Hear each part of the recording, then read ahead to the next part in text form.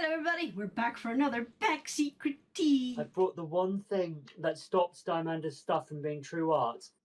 Patch. It's art now. Patch has arrived. Yes, the dog has taken over, Okay. The cats have fled. It has been a very strange day. But yes, as Yusuf and I noticed, we have a wonderful guest here. Woo-hoo-hoo-hoo. Would you like to introduce yourself? He doesn't spit. Oh, you meant me. Yes. I'm Maggie. I'm a friend of Diamanda Hagan's. I've done some freelance stuff as a writer. I've written for Polygon, The Mary Sue, and Game Rant, among others. And we recorded a backseat critique of Pokemon, the third movie, but it might not have gone up by now. These are not going up in the same order they're being made. Also, we didn't actually get much to talk about Pokemon. We kept sort of slipping into other topics and how much Zaya loves seeing stabbing. And now that you've mentioned this, I saw the little smirk that popped up on Teddy's face. Teddy is intentionally going to invert the review so the Pokemon one comes after this, probably.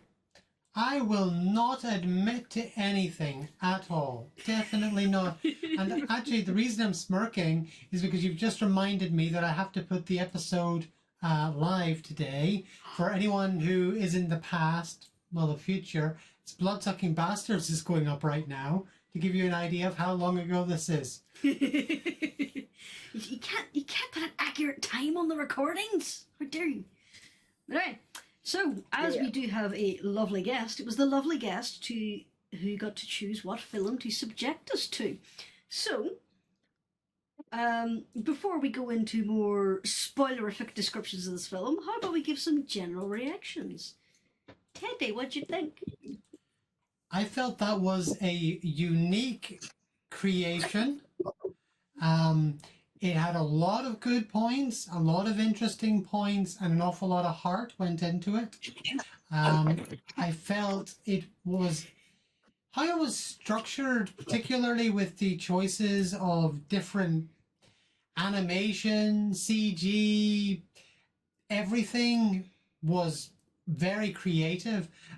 I did find it difficult trying to work out why they chose to make certain things animation and other things live action and the intersplicing.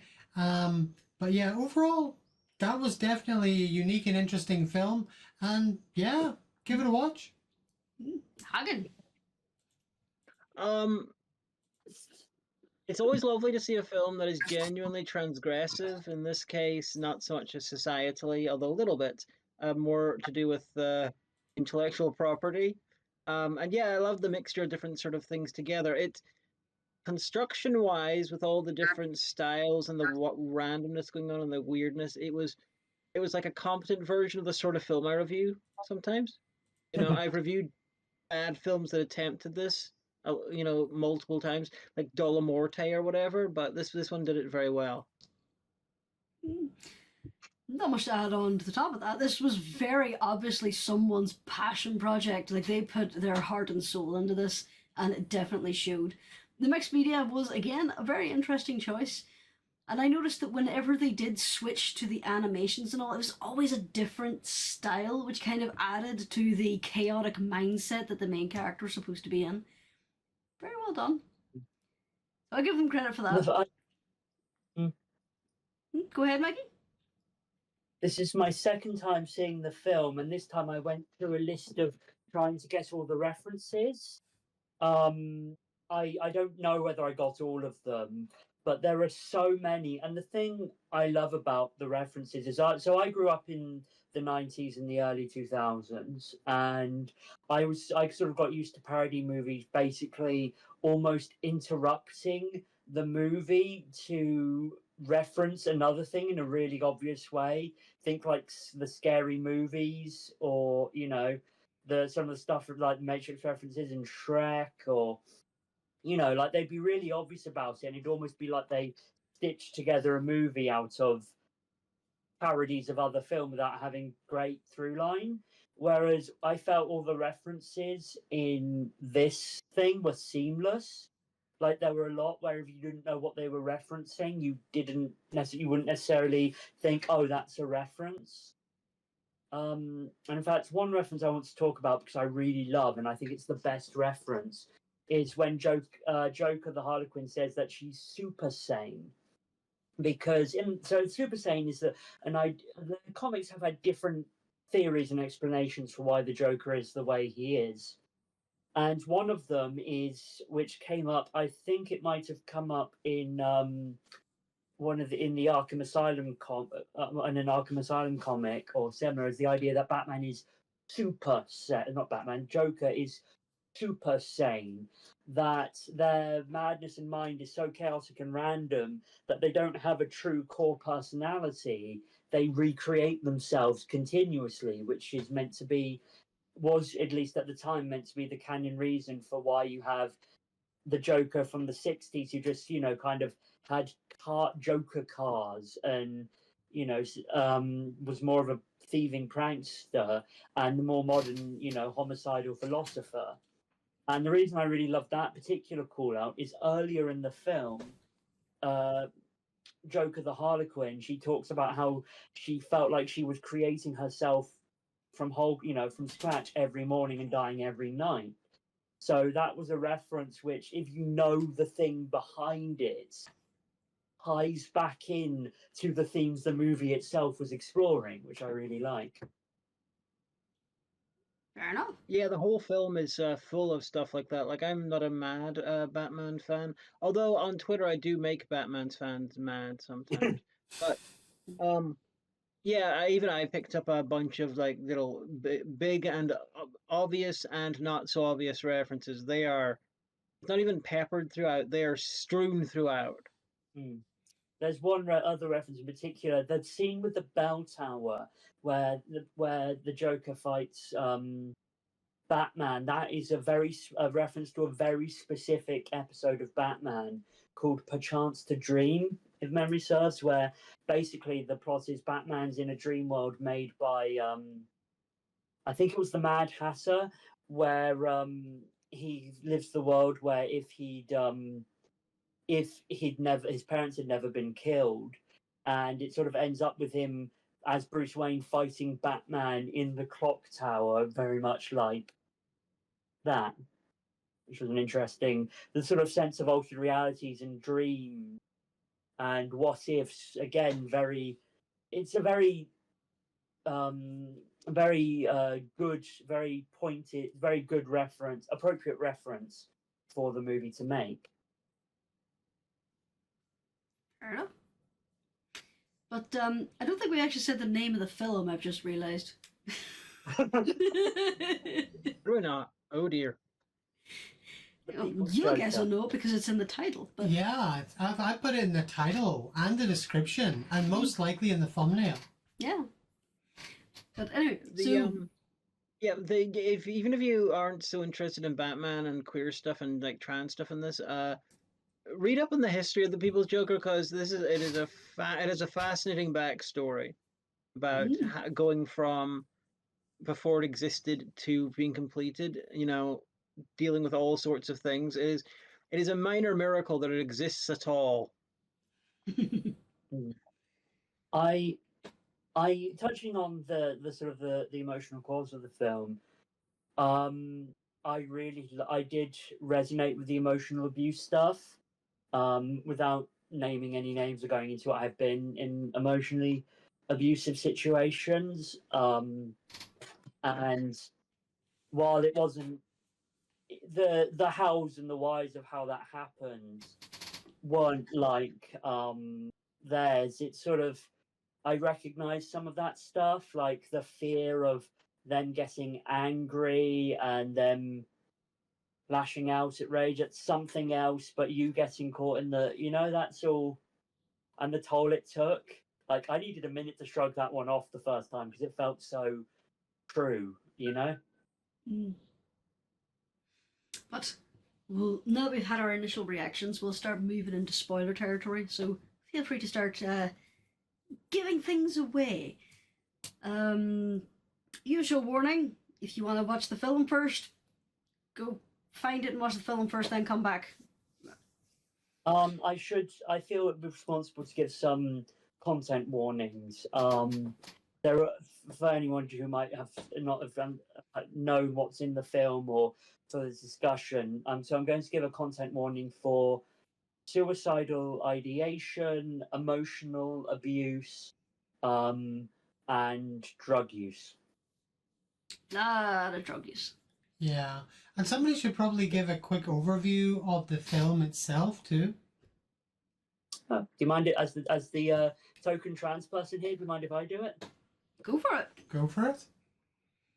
So, The People's Joker is a Batman parody mixed in with a trans queer coming of age story. It starts off with the main character in her childhood. Her mother reacts very badly to her signs that she's trans and gets her put on this drug called Smilex in a nod to the Batman 1989 film, which basically puts a big smile. Yeah, that Joker. Yeah. Metaphor Like for the, all those like the- antidepressants and downers that they used to keep kids on back in the 90s and early 2000s. And so basically, she didn't really want to address what the main character needs. She just wanted her to look happy. So then it cuts back to sort of adulthood, and the main character, she goes to the big city. She tries to make it in comedy, but fails the auditioning process. Sort of the sort of SNL stand-in school they've got, and she decides to set up her own comedy club. Well, anti-comedy club, because comedy is illegal. It's this weird dystopia where everyone mentions something called the cyber wars, and comedy, in fact, content outside of this one state broadcaster is illegal. So she sets up and she gets a found family of different Batman villains, and she meets her eventual boyfriend. That relationship turns sour because he's got so much baggage, and he isn't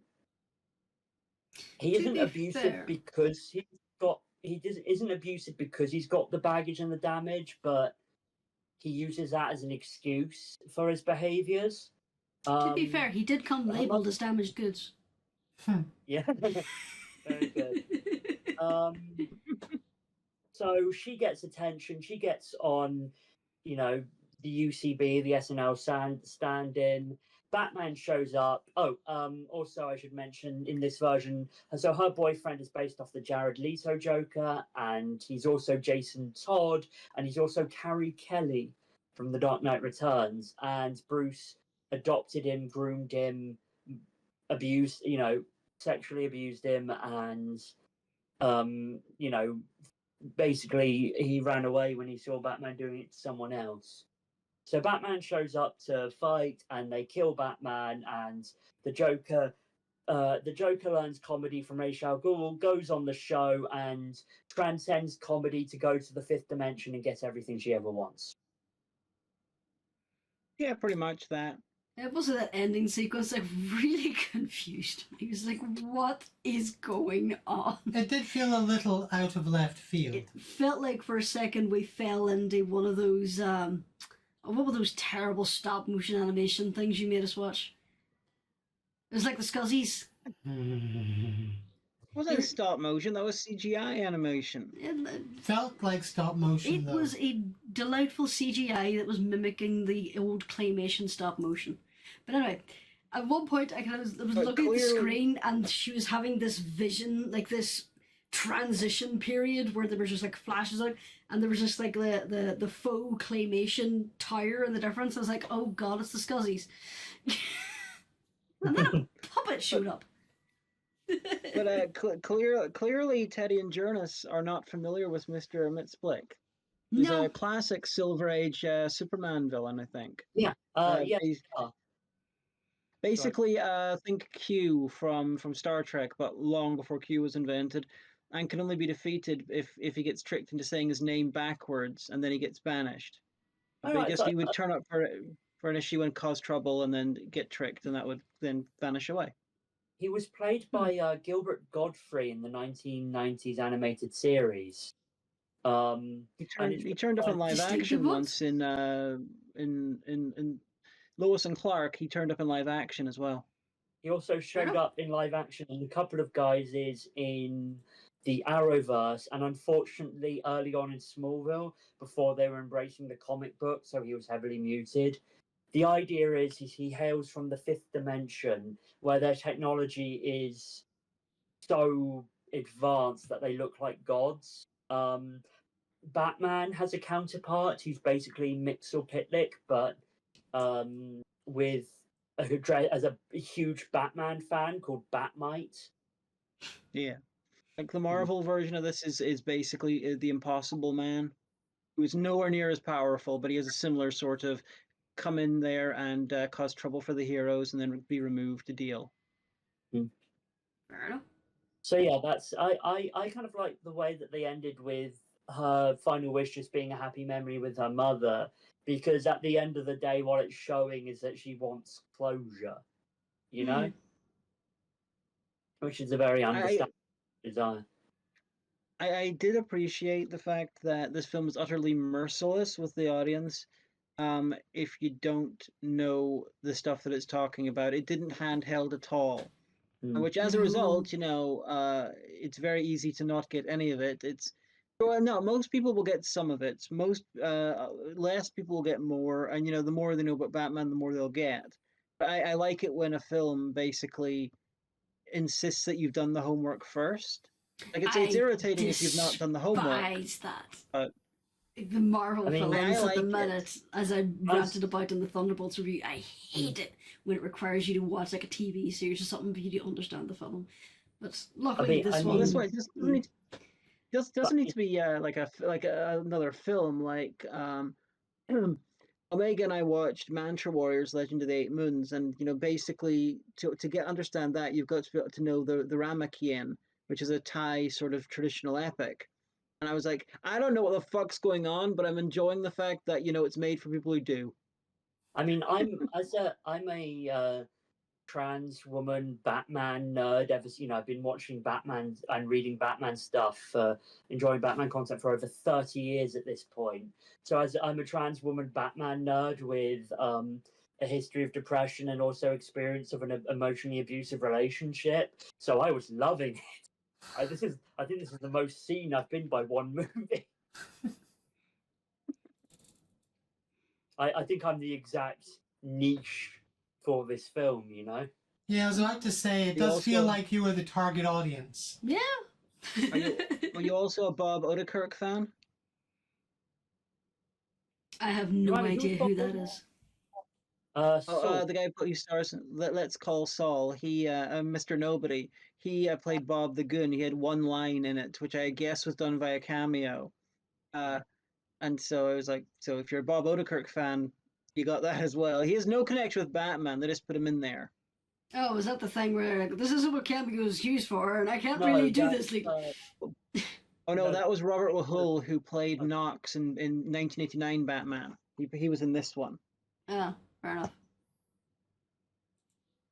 Evidently, I missed references. There were so many references. I mean, I just kind of made a list, and I think the references. I mean, there's a huge, long list here, so I'm not going to name all of them, but rather there are sort of the references were stuff like names peppered in, like the Diamond District being, I believe, a reference to Diamond Distribution, which was a comic book distribution company. They might still be, but they used to have a monopoly, and that broke, so I'm not sure how well they're doing now. There are other references where they were using or adjusting slightly quotes from Batman stuff. There were quotes from Batman in there, quotes from Batman and Returns, quotes from Dark Knight. There was also that song she did for the Joker bit where she goes down the stairs. That was in the theme song of Batman 1989. Yeah, Party Man by Prince. Yeah. And then the other references were stuff like visual stuff, like you had the art style of Batman, the animated series in there. You had a couple of stills which were references to specific bits of the cartoon. It just, and then you had sort of bits which were either riffing off moments from stuff from 1940s Lois Lane to the first Suicide Squad movie. I need to go very quickly because I've got some stuff to handle downstairs, but I'll be back ASAP. One thing I wanted to highlight is I particularly liked how they handled the Joker's dead name. The fact that they muted it every time throughout, except that one time when it was used as an attack by Mr. J. Really liked that. Well, it became unmuted after that point. I noticed a lot of people, his mother and himself, used that name without it being censored after that point. If you noticed. I mean, I noticed. I did not. Yeah, I only noticed that one time, except when they used it, or she used it herself, to get entry into something.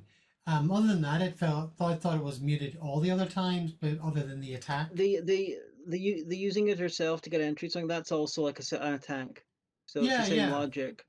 Indeed, it was a requirement, and the actual concept, what she was trying to get across, wouldn't have worked if she hadn't have used it there.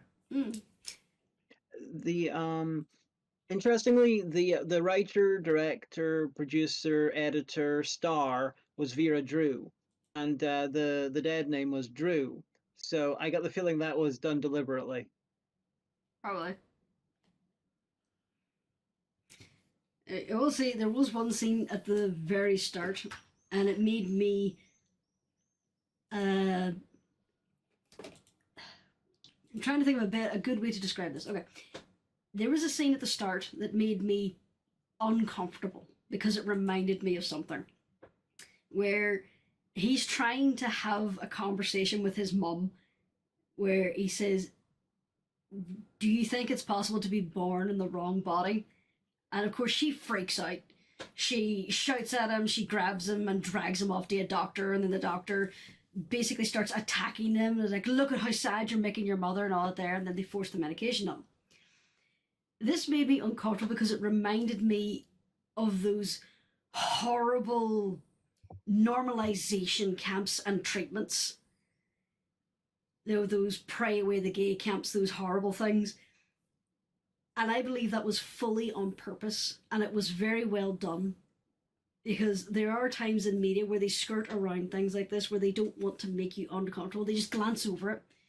But because this was the primary focus on the scene, it made the point. There are things in media that can make you uncomfortable for good reason, to help you get into the mindset of the character. And for someone who isn't trans, this basically made it so that I could relate to it on another level, and then see why this was so devastating to the character. It was a very well done scene, and I will say that. Yeah. Mm-hmm. Yeah. So just to make it obvious for the audience, Jonas is referring to the main character, who's a she, but before pre-transition, when a kid, just as a differentiation, just to make it simple for the audience to understand that. Yeah. Yeah, I did. But those difficult to describe. Yeah, the language has its sort of limitations. It's very difficult for us to be 100% accurate in these things when being quick and concise about it. Because from you're right. That was seen as fantastic. From the standpoint of the character too, they were still a boy. It wasn't until after this scene that they really started to lean into, like, maybe this isn't what I am. That's when the whole introspection point started. So up until that point, they were, I am supposed to be a young boy. And then after this point, it's like, what the fuck? I need to figure things out. So it was a good transition point. Ironic choice of word there. Excellent verbiage. It was unintentional. But I will let you believe it was intentional so that I seem smart and funny. This is the best thing about me. I like I am that. fully on accident all the time. Welcome back. And so when I left you Hello. talking about a dead name, I love how that was handled too. I think the fact that they censored it early on meant, because it can be a gut punch. I mean, I've had in the times when I stumbled across something, a mention of someone else with my dead name in a book where it's given me a panic attack, because I wasn't expecting it. So I like the way that the movie lulled you into a false sense of security by thinking the dead name would always be blipped out. So that when, sorry, I'm out of breath, I went up 2 flights of stairs.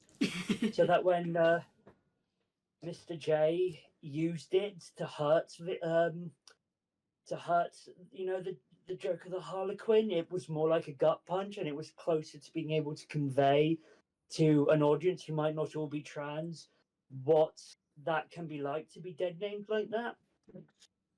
Yeah, and it made it stand out so much more. Mm.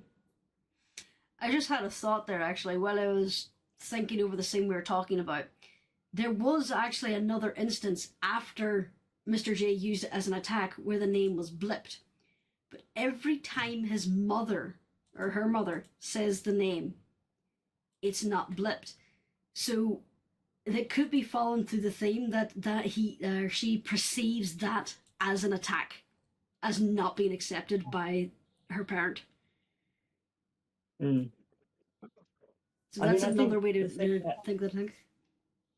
I think the thing there is, I mean, this isn't, as in my experience, I sort of pick my battles when it comes to the names, and it can be more or less different people can make it more or less hurtful. And there are times with, when I'm say with my mum and her husband where, he might do it and I'm just like, oh, there we go, Whereas if a stranger or more of a loved one might say it, I might push back. And I wonder if that was an element of that in what you say with attack. Like when Mr. J, a trans man who should know better, does it, then it's attack. It's part of the abuse. But I suppose from her mother, she's come to expect it. It's part of the complex, difficult relationship, and so it's a fuzzier line for her. It's more like it's just the mother not accepting it, if that makes sense. And the feeling of alienation from the family. It's not a subject that usually gets treated cinematically, so it's the language for it used in cinema is gonna be primitive and not very well understood. If more films like this are made that deal with the same subject matter, then it'll become a less nebulous thing, in future, hopefully. It is kind of a groundbreaking subject to make important in a film. Even films previous that I'd seen about with trans stuff don't tend to give it that kind of weight. So it's a good thing that it's finally sort of a thing. Also, I like how they used the sort of Vera Drew who made the architect of the film, in terms of like it was their concept. That their surname is the dead name of the character. I thought that was fun. Yeah, I mentioned that while you were away because I was paying attention to the film for once. I'm sorry, I had to go get the laundry and stop my cat. One of my wife's many cats. Sorry, one of the cats belonging to one of my wives fighting with another cat. Cat fight. There was another thing I noticed as well. Whenever she was getting ready to go on UBO, and she was basically talking about how this would be a big step for the main person being trans. They made a quip about how up until this point trans representation in media was just the victim or the villain of the week in shows. And I couldn't help but think that was kind of true until recently. If you think about it, in shows like back in the day, like you had NCIS, CSI, Law and Order and all that there, there was every few seasons they would have just a trans character who was either the victim, the murder victim, or the bad person. Yeah. And they were always just... There's also sex workers. Now, Yeah. before the 80s, there were some examples of trans characters who weren't like that, because basically trans acceptance, like gay acceptance, fell down a cliff in America thanks to AIDS. But before that, there were occasional versions that weren't like that. But yes, from the 80s till like the last 10 years, you're very, very accurate. Yeah. I mean, it was getting better. Like the BBC of all organisations had a 2-series comedy show called Boy Meets Girl, in which a cis guy gets with a trans woman who was played by a trans woman, and it was it was a quote unquote traditional rom sitcom thing, and was always very supportive. Well, that's set in a supermarket, isn't it? That's set in a supermarket, isn't it? What's that? I think that was set in a supermarket, wasn't it? No, it was just set in set in a northern town, I think it was. Well, there was another trans British comedy thing in the last 10 years where it was set in a supermarket, and you had a trans main character. No, I think it was the one with Matt Lucas. Not George Lucas, Matt Lucas. No, not with Matt Lucas. Anyway, but ignore me. But there's also like in the 1990s, the UK, you had Hilly Cropper in Coronation Street. There was a mainstream British romantic comedy called Different for Girls, which Miriam Margolyes, who later played Sprout in Harry Potter and the hideous transphobia, but she was in that. Wasn't there coupling as well? What was that, Teddy? Teddy? Episode with a trans character and coupling. Yeah. Yeah. But the point is, there's one thing from that franchise I sort of allowed myself to keep, which is a polyjuice potion, which my friends gave me as an affirming gift the Christmas after I came out as trans. I will always support trans people by unashamedly supporting Harry Potter merch to show that they own this. This doesn't belong to that bigot anymore. But alright, before we... Unfortunately, it does. I know, but... Unfortunately, it does. But the comment about it was... That people she hates will consume her work and enjoy it and fuck her. But anyway, and the point I was making... Before she outed herself as a transphobe. Sorry. Yeah, they gave me this before she outed. This was years and years ago, like 2018. Did I hear the cat meowing? Where is he? Huh? Is that the back? Sorry, we have a cat having an existential crisis out the back. And she was talking about the trans representation in the USA in media.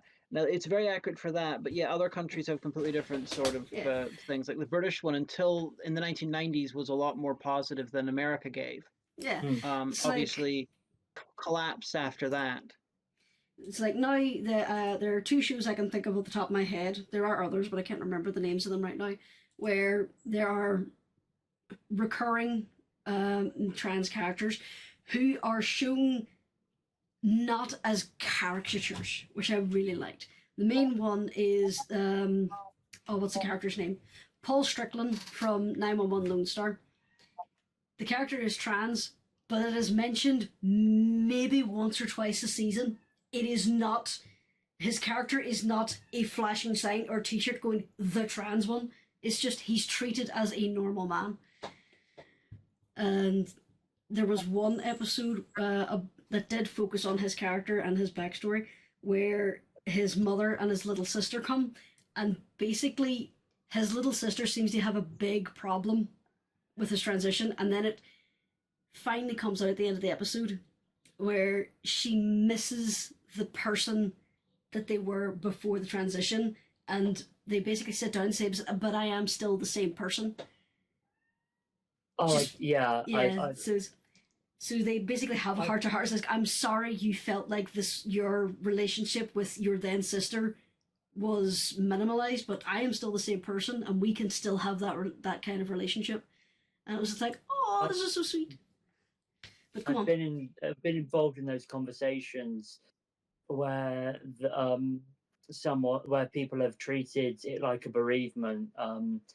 My ex-wife did treat it a bit like a bereavement at times, and she sort of described my dead name, me, and just me as different people. She said, "Oh, I loved such and such, but Maggie's a bitch," you know? And it's like, I'm the same person. In fact, I chose my real name based on my dead name, because the idea was that I'm the same person, just with an added context. It's like it's never the same. People are individuals, and the same way we approach many things, we approach this with a different thing. There are those who literally the only thing that changes is their external appearance or their name. That's all that changes about them. They are still the same person with the same likes, the same dislikes, the same personality. Then there are others who use the opportunity to completely reinvent themselves. And both are perfectly valid for the person. But that's... Oh, yeah, I think Sorry. Oh, go ahead. I'd love to hear your experience on this. I'm more towards the latter. I mean, it might have helped that one of my first long-term relationship really wasn't great in lots of the way. So I felt free to... I suppose I broke up with her around the start of my transition, fairly newly into a Jewish transition, so I felt free to explore myself.